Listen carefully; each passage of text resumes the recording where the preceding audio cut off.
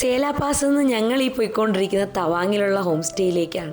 മേഘങ്ങളോടൊപ്പവും മഞ്ഞിനോടൊപ്പവും ഉള്ളൊരു യാത്ര. സേലാപാസിൽ നമ്മൾ ഒരുപാട് ടൈം സ്പെൻഡ് ചെയ്തിട്ടില്ല, കാരണം ടെമ്പറേച്ചർ ഡ്രോപ്പ് ആയിക്കൊണ്ടിരിക്കുകയാണ്. ഇവിടുത്തെ കാലാവസ്ഥ എപ്പോൾ മാറുമെന്നോ ഇനി അങ്ങോട്ടുള്ള റോഡിൻ്റെ കണ്ടീഷൻ എന്താണെന്നോ ഞങ്ങൾക്ക് അറിയില്ല. അതുകൊണ്ട് തന്നെ എത്രയും പെട്ടെന്ന് ഹോം സ്റ്റേയിൽ എത്താമെന്ന് ഞങ്ങൾ തീരുമാനിച്ചു. എന്ത് സിറ്റുവേഷനും അതിജീവിക്കാൻ നമ്മുടെ മനസ്സിനെ പാകപ്പെടുത്തി വേണം നമ്മൾ ഈ യാത്ര ചെയ്യാൻ, പ്രത്യേകിച്ച് വണ്ടിയുടെ കാര്യത്തിൽ.